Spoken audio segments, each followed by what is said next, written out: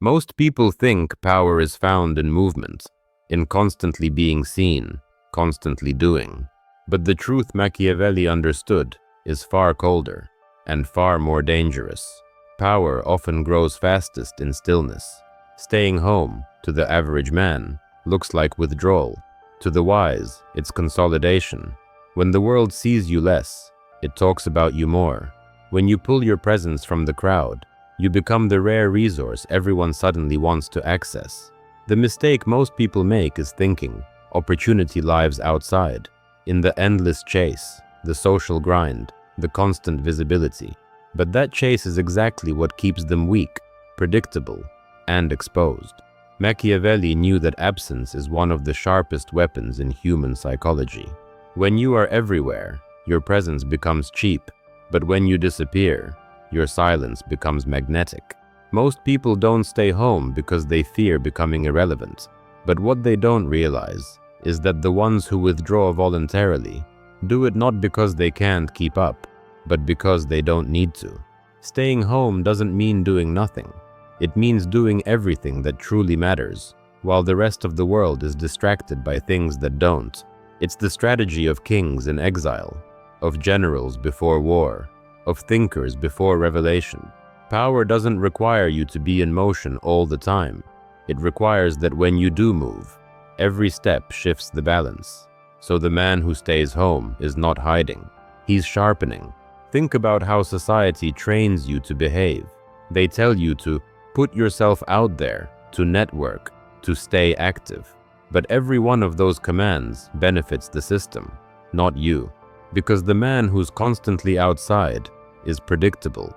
He's emotionally reactive, attention-starved, and endlessly manipulated by what others are doing. The man who stays home learns how to think without influence, how to plan without pressure, and how to act without seeking validation. Machiavelli would say that he who cannot stand solitude is already conquered, not by armies, but by his own need for attention. When you stay home, you start to see how the outside world feeds on insecurity. The way people constantly post their lives, attend meaningless events, or chase the next appearance. It's not activity, it's anxiety disguised as productivity. Every invitation you decline is a power move. Every silence in a world addicted to noise is an act of control. You begin to see the truth. The crowd never stops talking because silence exposes them. But you, in the quiet, are building something they can understand. A sharper mind, a tighter discipline, a self no one else can shape. Machiavelli understood that influence is not about proximity, but perception. The less people see you, the more they fill in the blanks, and they always fill them with power. When you're absent, they assume you're planning something. They wonder what you're working on, who you're meeting, what you might do next. That uncertainty is leverage. The one who's constantly seen loses all mystery, all edge. The one who's rarely seen becomes a myth. The less accessible you are, the more value your presence holds when you finally decide to appear. The man who always shows up is forgettable. The man who rarely does is unforgettable. But let's be clear, staying home is not a lazy man's excuse. It's not about comfort or avoidance. It's a deliberate withdrawal to recalibrate power. It's choosing to invest energy inward instead of bleeding it outward. Most people stay home and waste time. Machiavellian solitude is about staying home and building something others can't take. Your body stays in place, but your mind goes to war. You observe patterns. You prepare strategies. You cut emotional dependencies. You stop reacting to life and start architecting it. Because while they chase noise, you're mastering silence, and silence is where dominance is born. Have you noticed how some of the most intimidating people barely speak? They're calm, slow to react, but you can feel something calculating behind their eyes. That's not natural. That's trained composure, built from solitude. Staying home trains you to stop explaining yourself, to stop defending your worth through interaction. It builds the kind of internal validation that can't be manipulated. Machiavelli would call it psychological sovereignty, when no one's opinion can change your mood, no praise can buy your loyalty, and no insult can provoke you. The man who has mastered solitude has already mastered power. And the irony? When you stay home long enough, you start seeing how absurd the game outside really is, how people exhaust themselves pretending to be busy, terrified of sitting alone with their own thoughts. The noise of the world exists to distract you from yourself, because if you ever became still long enough to understand your true power, you'd stop needing everything they sell. You'd stop chasing approval. You'd stop reacting. You'd start seeing how much of life is just theater, and how most people are too afraid to stop performing. Staying home is how you walk off that stage. There's a deep Machiavellian insight here. The fewer people who can reach you, the harder it becomes to control you. If you're always available, you're not valuable. Every message you don't respond to immediately, every favor you delay, every appearance you decline, it all raises your perceived worth. People start to feel your absence like hunger. They begin adjusting themselves around your time instead of the other way around. And when they finally do hear from you, every word weighs more. That's what isolation does when it's intentional. It turns your time into a currency others can't print. But isolation becomes power only when it's purposeful. If you stay home and fill your hours with distraction, endless scrolling, empty entertainment, mental clutter, you're just a prisoner of comfort. Machiavelli would call that self-imposed weakness. True isolation isn't passive, it's active focus. You strip away every noise, every influence, until only your own thoughts remain. And at first, that silence feels unbearable, because it shows you everything you've been running from. The insecurities, the fear of insignificance, the constant craving for validation. But when you face those demons without escaping, you build an armor no one else can give you. That's why most people can't stay home for long. Not because it's boring, but because it's brutally revealing. The quiet doesn't just show you who you are, it shows you who you've been pretending to be. It removes every external justification and asks, who are you when no one's watching? Most can't handle that question, so they run back to the noise. They'll call you antisocial, distant, arrogant, because your silence reminds them of their dependency. But you'll know what's really happening. You're detaching from the invisible leash that keeps everyone else running in circles. The great advantage of staying home is that it lets you act from clarity, not impulse. When you're constantly outside, you're reacting to hundreds of micro pressures, other people's moods, opinions, behaviors. You lose control over your own emotional temperature. But at home, in solitude, you rewire your responses. You stop reacting instantly. You start analyzing. You realize that most opportunities are traps designed to keep you dependent. You stop seeking approval and start evaluating outcomes. And when you finally do act, your moves are precise, not desperate. That's the difference between motion and mastery. To Machiavelli, presence was a weapon, but absence was the forge that sharpened it. Staying home gives you space to polish the edges that the outside world keeps dull.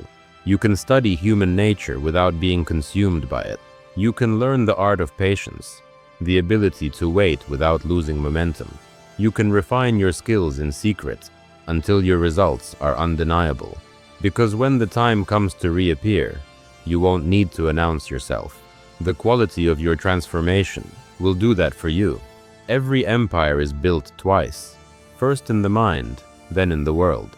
The home is where that invisible empire begins to rise. And maybe that's what the world fears most, a person who doesn't need to be seen to feel alive. Because such a person can't be controlled by shame, by social proof, or by attention. They're unpredictable, unbothered, and untouchable. Staying home, in a world obsessed with display, is the ultimate rebellion. It's the refusal to perform, the rejection of noise, the quiet accumulation of power.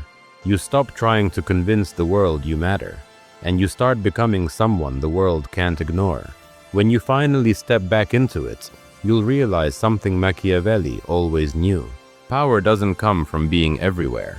It comes from being missed when you're not.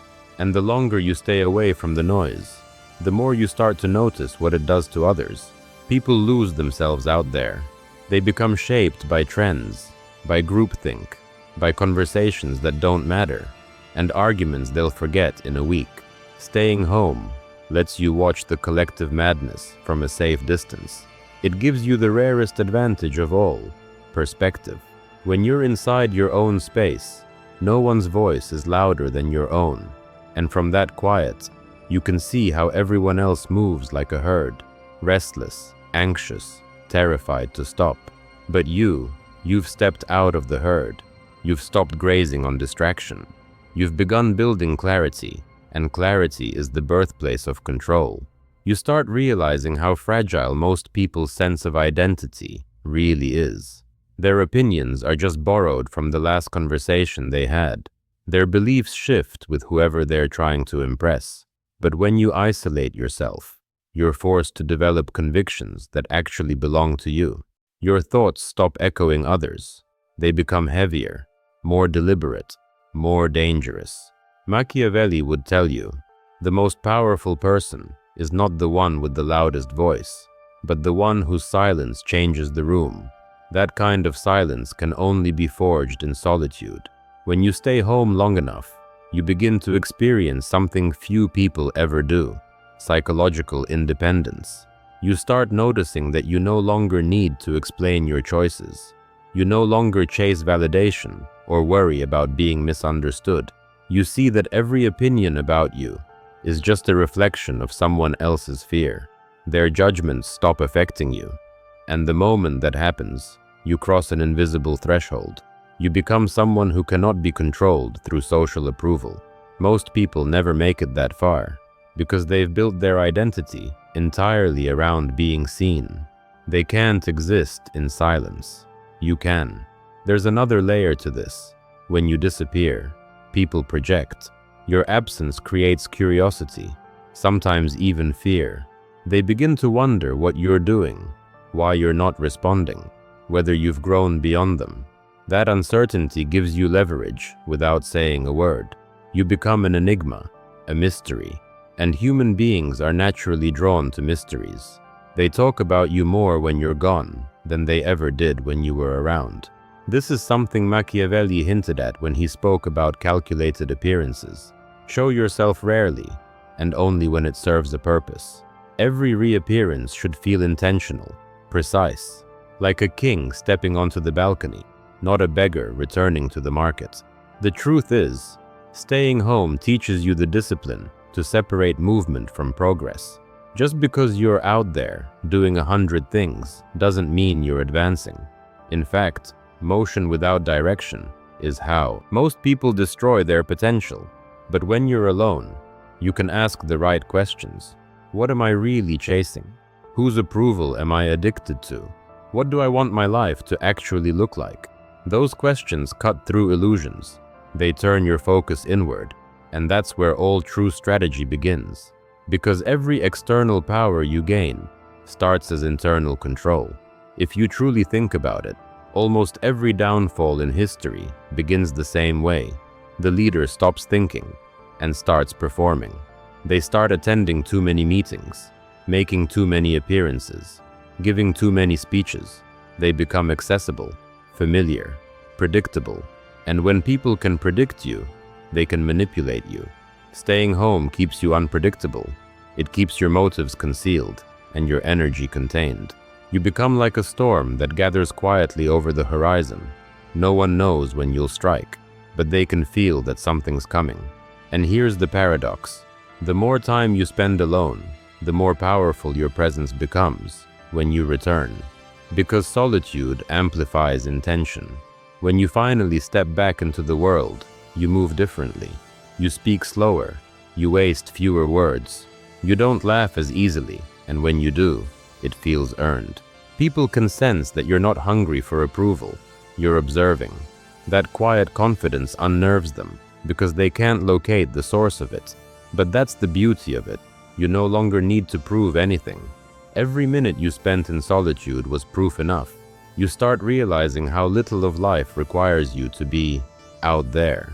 Most people overexpose themselves for fear of missing out, but in truth, you miss far more when you spread yourself thin. Every night you stay home and work on yourself. You're moving further ahead than those chasing validation. You're saving time, energy, and attention. The three currencies of real power. The people constantly posting, arguing, reacting. They spend all three and gain nothing. You, by staying silent, accumulate interest on all of them. Eventually, that invisible wealth becomes visible through results. And there's something else. When you stay home, you get to see how easily people's moods are manipulated by the world outside. A single comment ruins their day. A single headline changes their opinion. They are constantly being programmed by things they don't even control. But when you live deliberately in isolation, you become the programmer. You choose what enters your mind. You control the narratives you consume. You learn to detach your emotions from the chaos of the collective. And once that happens, you realize something extraordinary. Most of what the world calls news is just bait designed to drain your focus. You start guarding your attention like a fortress. That's when your mind becomes dangerous. Machiavelli would have admired that kind of control, because control over others begins with control over yourself. If your emotions can be hijacked by a phone notification, you're already enslaved. But if you can sit still for hours, detached, focused, self-contained, then no one owns you.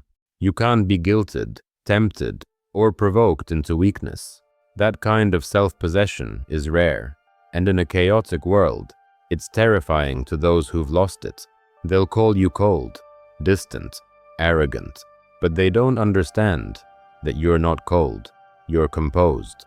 You're not distant, you're selective. You're not arrogant, you're free.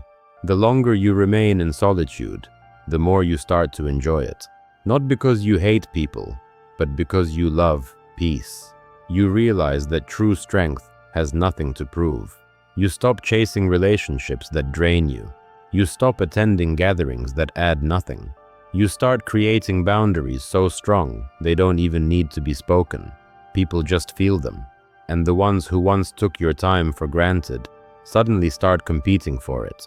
You become the rare one, the one who has something everyone else doesn't: control over where your energy goes. In the silence of home, you begin to build a rhythm that belongs only to you.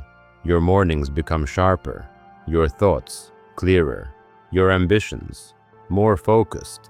You start taking action not out of desperation, but precision. And slowly, your reality begins to rearrange itself around your will. You stop needing luck. You stop needing noise.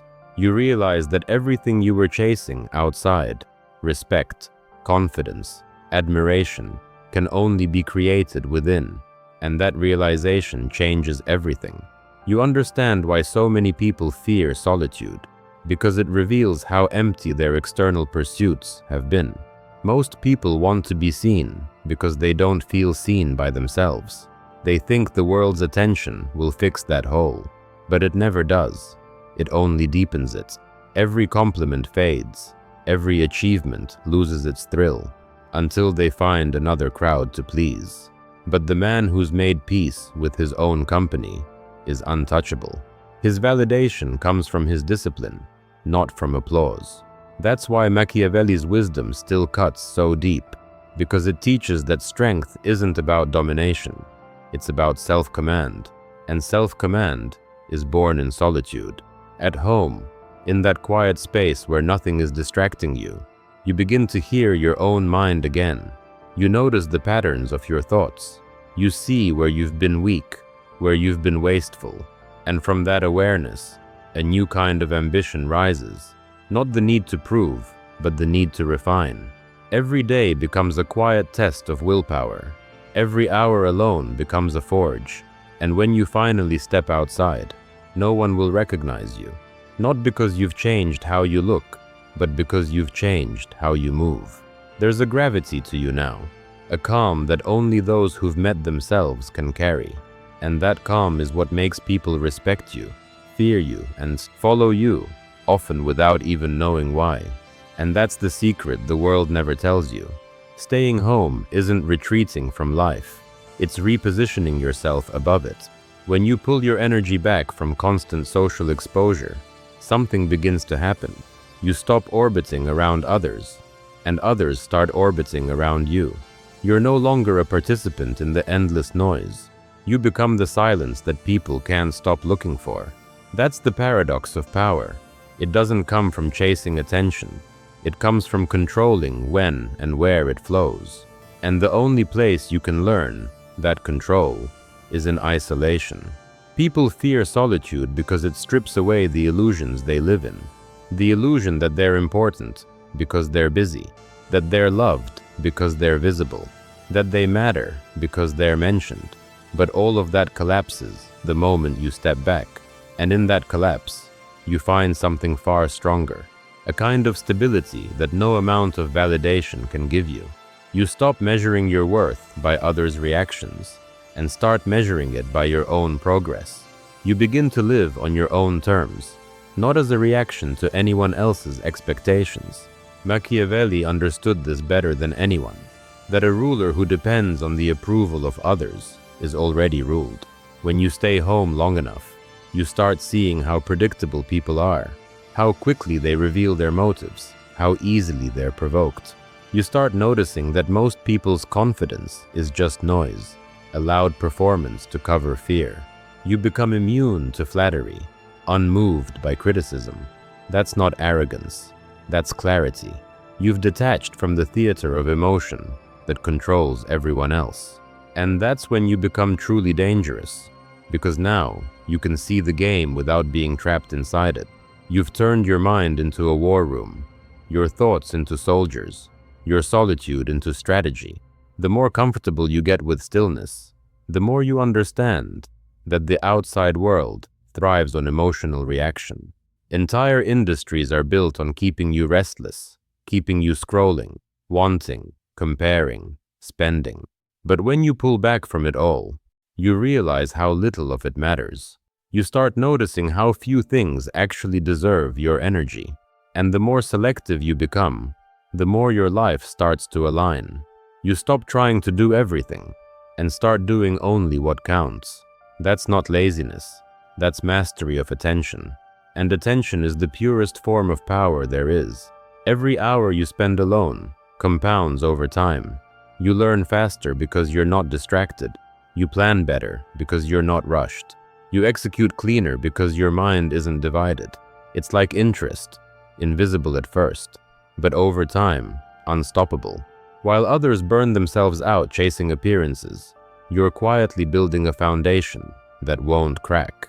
They'll look back and wonder how you advanced so far so quietly. But that's the point. They never saw it happening. Because you built it in the dark. Power that's built in silence lasts longer than anything built in noise. And maybe the greatest gift of staying home is this.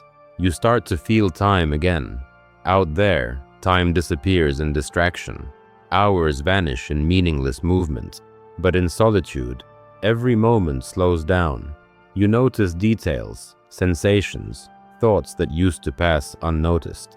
That awareness turns life into something richer. You stop rushing from one thing to another. You start thinking in years instead of days. That's how real legacy is built, not in constant action, but in consistent refinement. Machiavelli would call it the art of measured patience, the ability to wait, to plan, to strike when the timing is perfect, not when you're told to. There's a reason why the most calculated leaders, the most brilliant thinkers, the most dangerous strategists all valued seclusion. It's because true power demands distance. You can't see the board clearly when you're still a piece on it.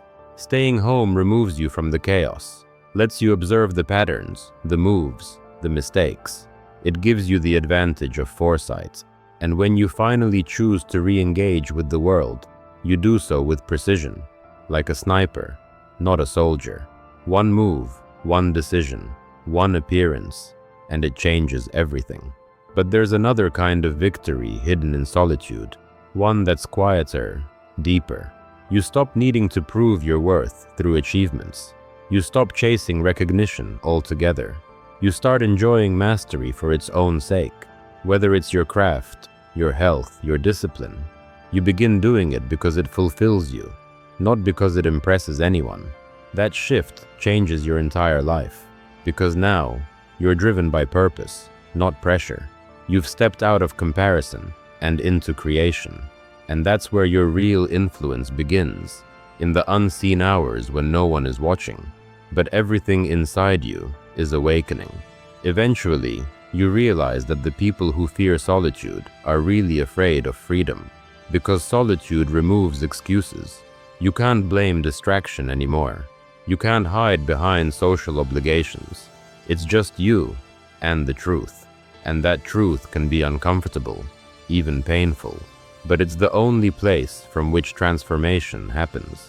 Every great reinvention starts in isolation, when the old version of you dissolves and something sharper, clearer, and colder emerges. You stop being driven by what you want others to think of you and start being driven by what you demand of yourself. That's why staying home, when done right, doesn't make you weaker. It makes you sovereign. You become your own source of validation, your own source of focus, your own source of peace. You don't need constant interaction to feel alive. You don't need applause to know you're progressing. You live with a sense of quiet certainty that rattles those who haven't found it yet. And slowly, your presence begins to carry weight even in absence. People begin to adjust themselves around your stillness. They start treating your time with reverence. And when you do decide to speak, your words carry the force of someone who isn't trying to be heard, but deserves to be. The truth is, most people will never experience that level of calm authority, because they're addicted to noise. They need others to tell them who they are. But once you've spent enough time in solitude, you stop needing mirrors. You already know. You start walking differently, speaking differently, thinking differently. There's a depth to you that no crowd can imitate, and that's when you understand what Machiavelli really meant when he wrote that men must be either caressed or destroyed. Because when you've mastered yourself, people can no longer simply tolerate you. They either admire you or fear you. So staying home isn't an act of isolation. It's an act of revolution. It's saying, I refuse to be programmed. It's the choice to build power, peace, and purpose away from the noise. And in time, you'll see what few ever do, that the world doesn't reward the loudest or the busiest. It rewards the ones who disappear, sharpen, and return with silence so strong it commands every room they enter. That is the power of staying home. That is what Machiavelli would call the art of invisible dominance. The kind that doesn't shout, doesn't chase, and doesn't explain. It simply exists, and the world bends around it.